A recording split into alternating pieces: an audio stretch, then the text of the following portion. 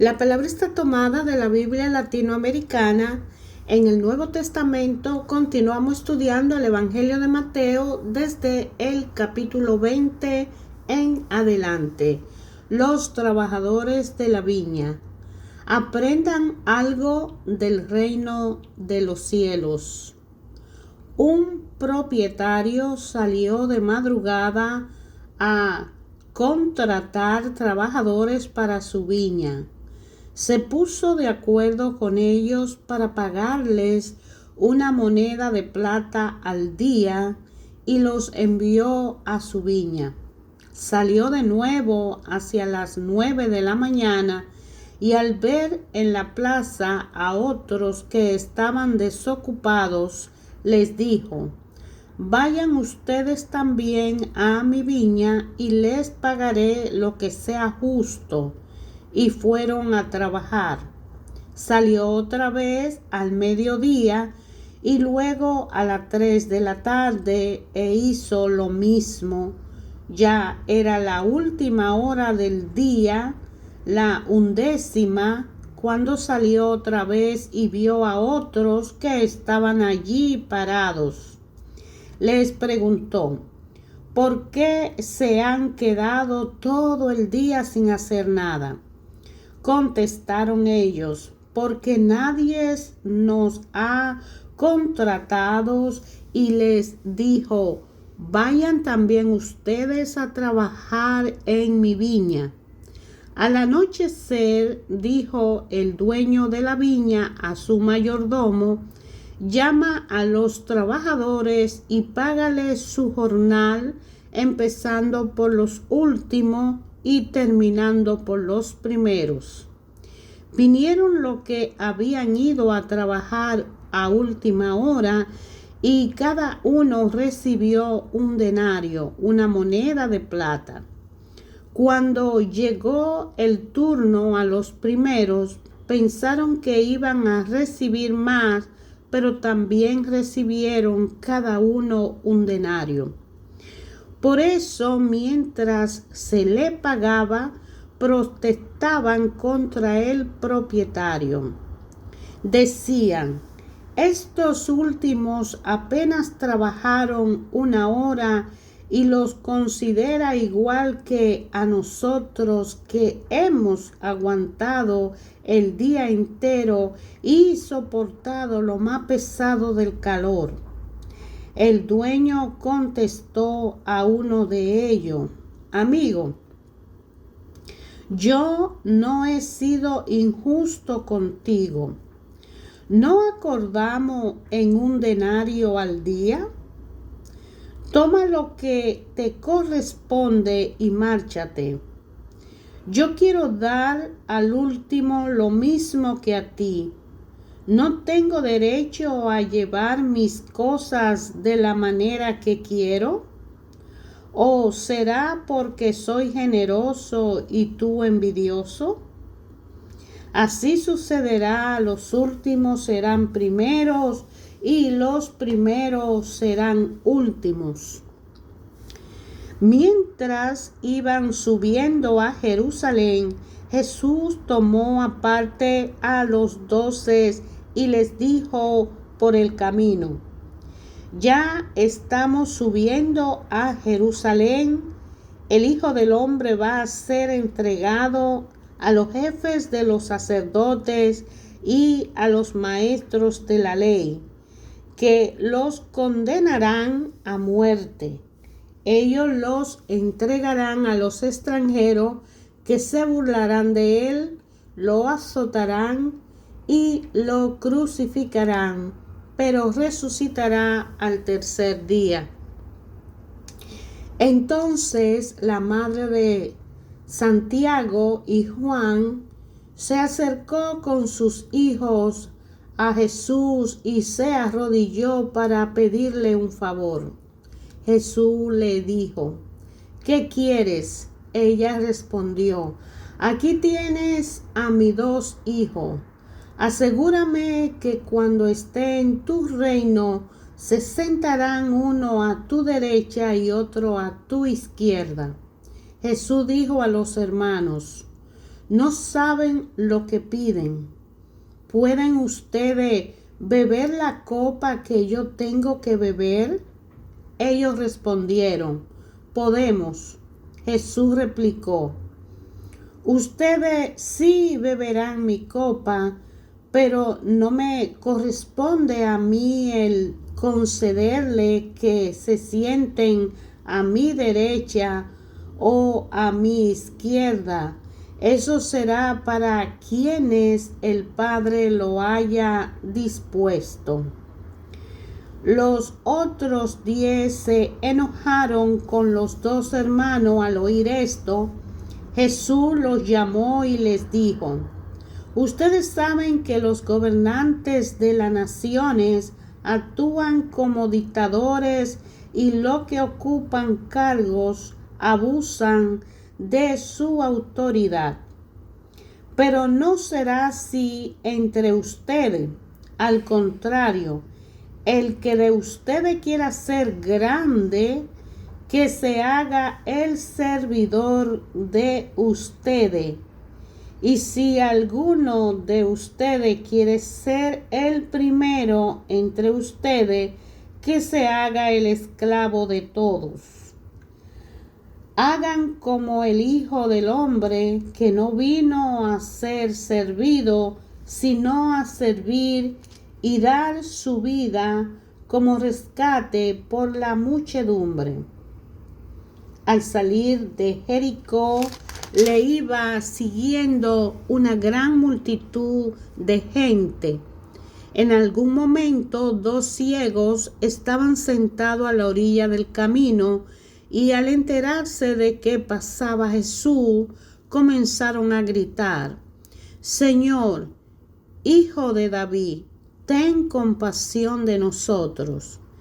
La gente les decía que se callaran, pero ellos gritaban aún más fuerte, Señor, Hijo de David, ten compasión de nosotros. Jesús se detuvo, lo llamó y les preguntó, ¿qué quieren que haga por ustedes? Ellos dijeron, Señor, que se abran nuestros ojos. Jesús sintió compasión y les tocó los ojos y al momento recobraron la vista y lo siguieron. Estaban ya cerca de Jerusalén cuando llegaron a Betfagé junto al monte de los Olivos. Jesús envió a 2 discípulos con esta misión. Vayan al pueblecito que está al frente y allí encontrarán una burra atada con su burrito al lado. Desátenla y tráiganmela. Si alguien le dice algo, contéstenle, el Señor los necesita y los devolverá cuanto antes. Esto sucedió para que se cumplieran los dichos por el profeta. Digan a la hija de Sión, mira que tu rey viene a ti con toda sencillez, montado en una burra, un animal de carga. Los discípulos se fueron e hicieron como Jesús le había mandado. Le trajeron la burra con su cría, le colocaron sus mantos sobre el lomo y él se sentó encima. Había muchísima gente. Extendían sus mantos en el camino o bien cortaban ramas de árboles con la que cubrían el suelo, y el gentío que iba delante de Jesús, así como los que le seguían, empezaron a gritar, Hosana al Hijo de David, bendito sea el que viene en el nombre del Señor, Hosana en lo más alto de los cielos. Cuando Jesús entró en Jerusalén, toda la ciudad se alborotó y preguntaban: ¿quién es este? Y la muchedumbre respondía: este es el profeta Jesús de Nazaret de Galilea. Jesús entró en el templo y echó fuera a todo lo que vendían y compraban en el templo. Derribó las mesas de los que cambiaban moneda y los puestos de los vendedores de palomas.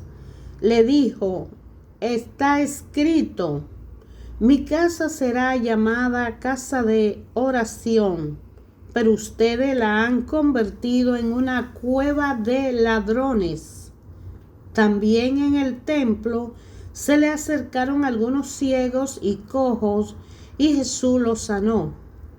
Los sacerdotes principales y los maestros de la ley vieron las cosas tan asombrosas que Jesús acababa de hacer, y a los niños que clamaban en el templo: Hosana al Hijo de David, estaban furiosos y le dijeron: ¿oyes lo que dicen esos? Les respondió Jesús: por supuesto, ¿no han leído por casualidad esa escritura que dice: tú mismo has puesto tus alabanzas en la boca de los niños y de los que aún maman? Enseguida Jesús los dejó y salió de la ciudad en dirección a Betania, donde pasó la noche. Al regresar a la ciudad muy de mañana, Jesús sintió hambre. Divisando una higuera cerca del camino, se acercó, pero no encontró más que hojas. Entonces dijo a la higuera: nunca jamás volverá a dar fruto. Y al instante la higuera se secó. Al ver esto, los discípulos se maravillaron. ¿Cómo pudo secarse la higuera y tan rápido? Jesús le declaró: en verdad les digo, si tienen tanta fe como para no vacilar, ustedes harán mucho más que secar una higuera. Ustedes dirán a ese cerro: quítate de ahí y échate al mar, y así sucederá. Todo lo que pidan en la oración, con tal de que crean, lo recibirán. Jesús había entrado al templo y estaba enseñando, cuando los sumos sacerdotes y las autoridades judías fueron a su encuentro para preguntarle: ¿con qué derecho haces todas estas cosas? ¿Quién te lo ha encargado? Jesús le contestó: yo también le voy a hacer a ustedes una pregunta. Si me la contestan, yo también les diré con qué autoridad hago todo esto. Háblenme del bautismo que daba Juan. Este asunto, ¿de dónde venía? ¿De Dios o de los hombres? Ellos reflexionaron: si decimos que este asunto venía de Dios, Él nos replicará: pues ¿por qué no le creyeron? Y si decimos que era cosa de hombre, cuidado con el pueblo, pues todos consideraban a Juan como un profeta. Entonces contestaron a Jesús: no lo sabemos. Y Jesús les replicó: pues yo tampoco les diré con qué autoridad hago estas cosas. Jesús agregó: pero díganme su parecer. Un hombre tenía 2 hijos. Se acercó al primero para decirle: hijo, hoy tiene que ir a trabajar en la viña. Y le respondió, no quiero. Pero después se arrepintió y fue. Luego el padre se acercó al segundo y le mandó lo mismo. Este respondió, ya voy, señor, pero no fue. Ahora bien, ¿cuál de los dos hizo lo que quería el padre? Ellos contestaron, el primero. Entonces Jesús le dijo, en verdad se lo digo, en el camino al reino de los cielos, los publicanos y las prostitutas andan mejor que ustedes, porque Juan vino a abrirle el camino derecho y ustedes no le creyeron, mientras que los publicanos y las prostitutas le creyeron. Ustedes fueron testigos, pero ni con esto se arrepintieron y le creyeron.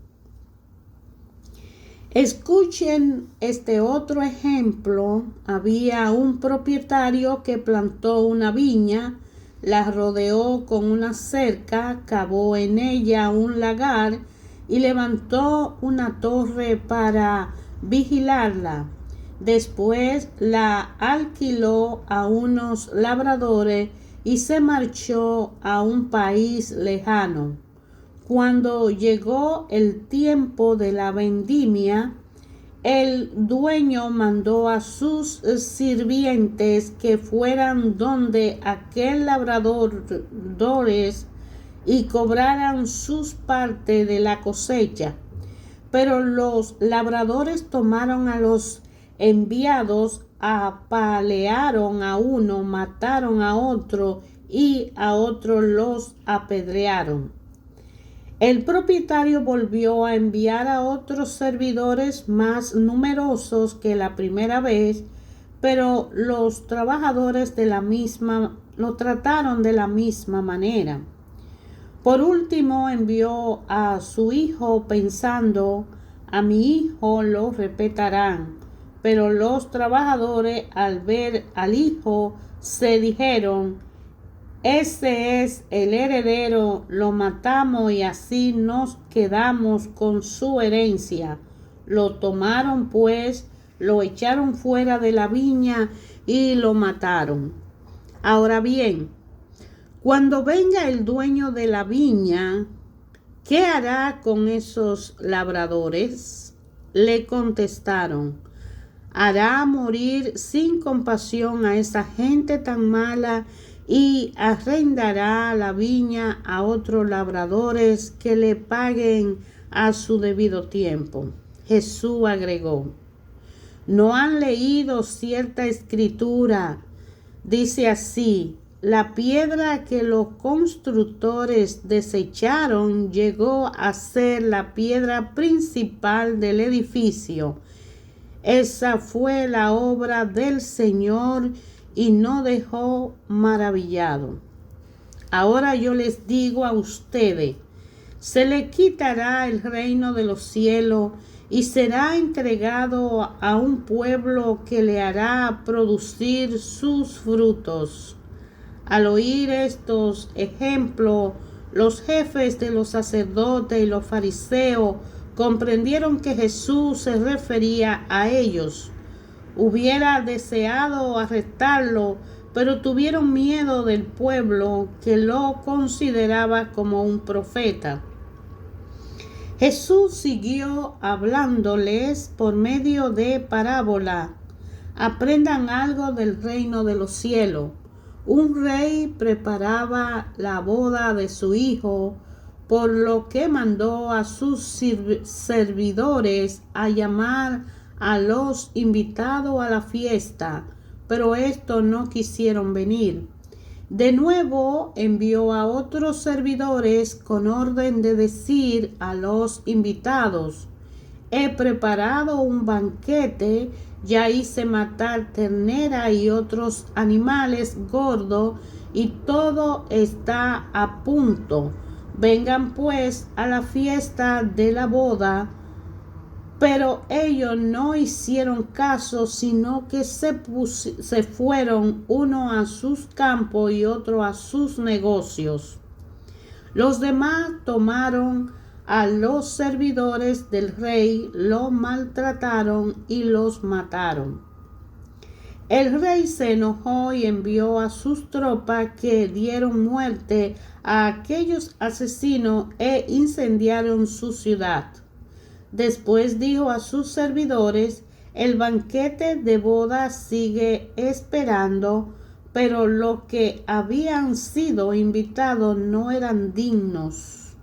Vayan pues a la esquina de las calles e inviten a la fiesta a todos los que encuentren. Los servidores salieron inmediatamente a los caminos y reunieron a todos los que encontraron, malos y buenos, de modo que la sala se llenó de invitados.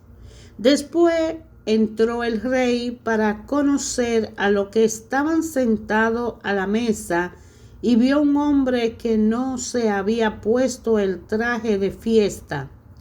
Le dijo: amigo, ¿cómo es que ha entrado sin traje de boda? El hombre se quedó callado. Entonces el rey dijo a sus servidores: átenlo de pies y manos y échenlo a las tinieblas de afuera. Allí será el llorar y el rechinar de dientes. Sepan que muchos son llamados, pero pocos son elegidos. Hipócritas. Los fariseos se movieron para ver junto el modo de atrapar a Jesús en sus propias palabras.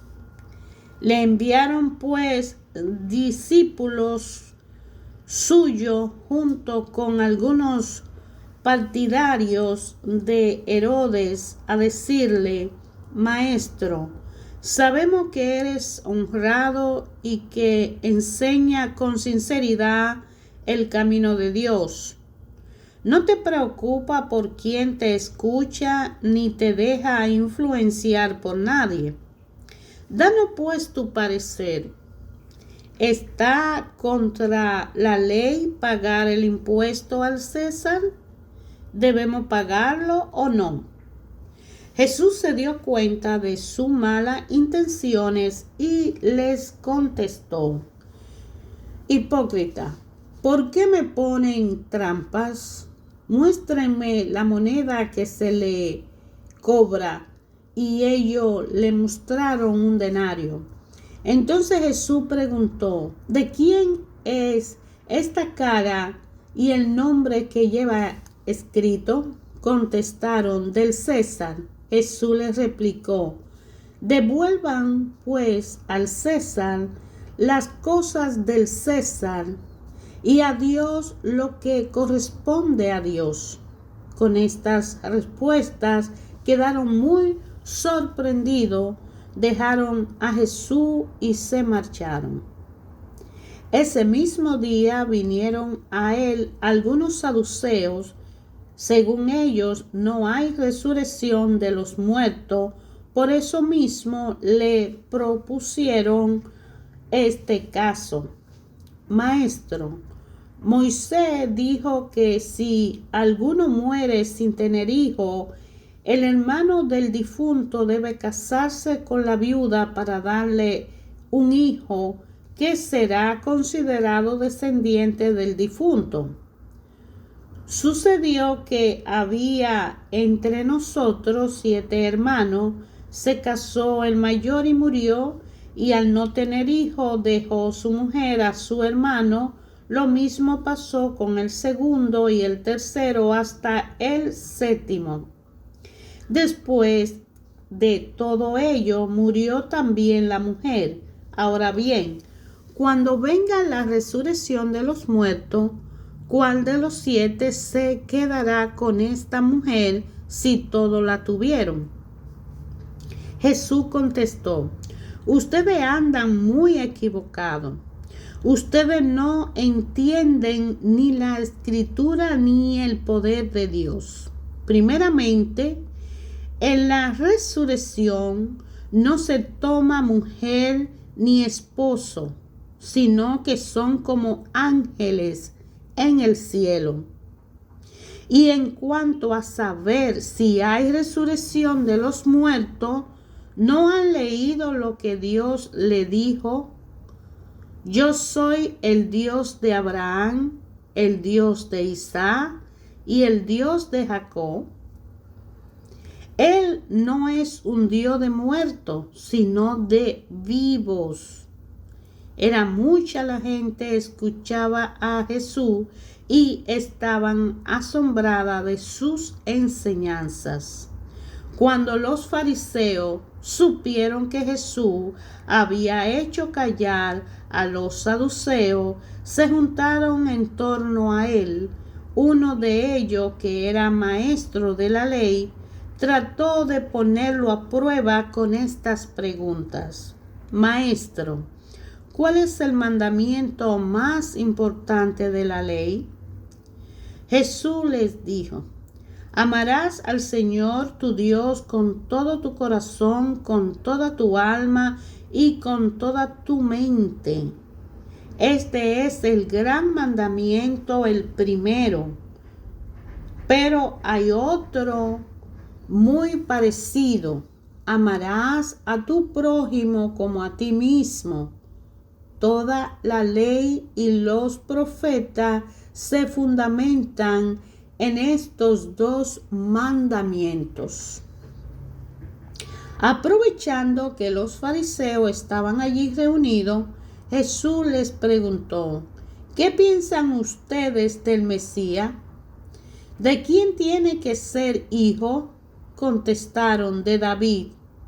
Jesús entonces añadió: ¿cómo es que David llama al Mesías su Señor en un contexto inspirado? En un salmo dice: el Señor ha dicho a mi Señor, siéntate a mi derecha hasta que ponga a tus enemigos bajo tus pies. Si David lo llama su Señor, ¿cómo puede ser hijo suyo? Y nadie supo qué contestarle. Desde ese día nadie se atrevió a hacerle más preguntas.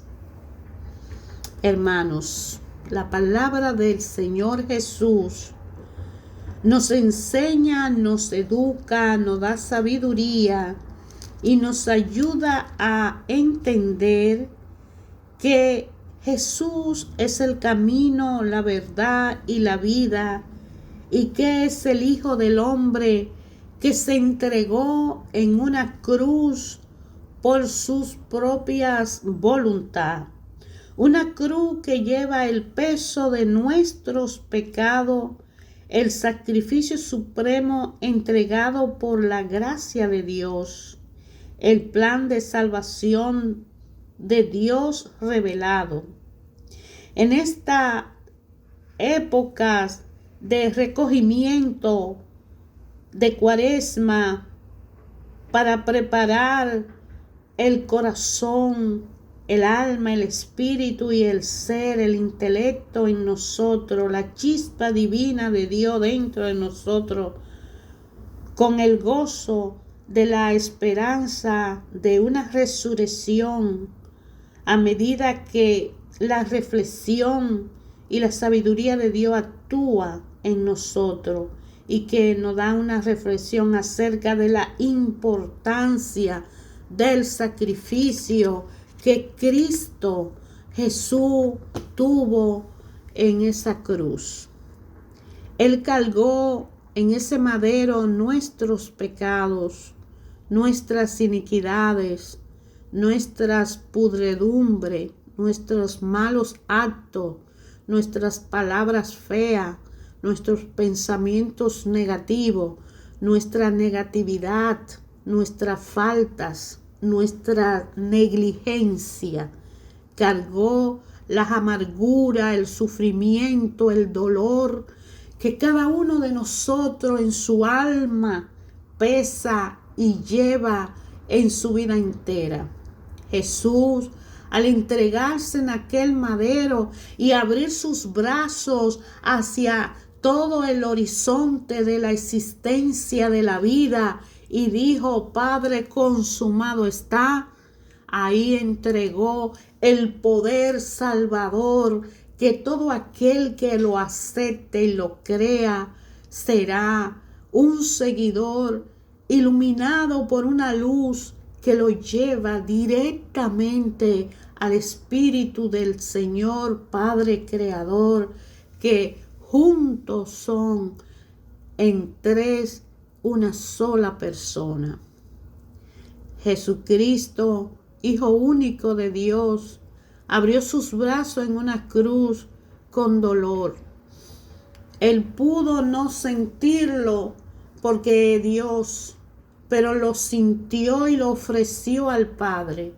Vino a la humanidad como hombre y recogió nuestros pesares por siempre, por la eternidad, y los cargó en sí. Y en esa cruz, cuando fue elevado y cuando aquella lanza traspasó su costado y brotó agua y sangre, y cuando esos clavos traspasaron sus cuerpo físico humano, allí en aquella corona de espina, cuando el dolor, el cansancio y la sed lo hastió, representando a la humanidad y al pecado que cargamos todos los hombres, allí Él ofreció al Padre: consumado está, y dijo: Padre, perdónalos, ellos no saben lo que hacen. Es nuestra responsabilidad y nuestro deber de cada uno de nosotros pedir a Dios Padre Creador sabiduría divina, para que esa sabiduría venga a abrir nuestro entendimiento y a reconocer la grandeza del amor del Padre, que nos creó a imagen y semejanza de Él mismo.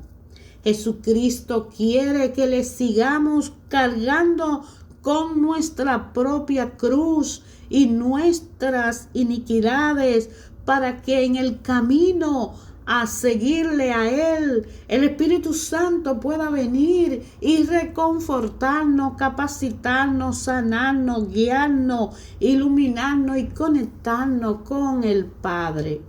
Él vino y pagó el precio grandísimo, y un precio que no hay comparación, y no tendríamos nunca ni con la vida con qué pagar, para que nuestra alma, nuestro espíritu no se pierda, mas sea eterno, porque es lo que el Padre quiere, que nadie se pierda. Porque Dios Padre ama todo por igual, no importa el lugar, la raza y el color, y no importa las veces que hayamos caído, siempre que nos levantemos y aumentemos en fe. Y para aumentar nuestra fe necesitamos conocer la palabra, conocer a Dios, amarlo y en fe creerle a Él, a Jesucristo, que dio su vida por usted, por mí y por todo aquel. Y el que se arrepienta de ser la persona desconocedora de la gracia, del amor del Padre, y quiera introducirse dentro de la fila de aquellos que andan buscando y manteniendo el redil de la luz de Dios y se mantengan firmes, Él vendrá y nos transformará, y valdrá la pena el sacrificio que Jesús hizo por todos nosotros.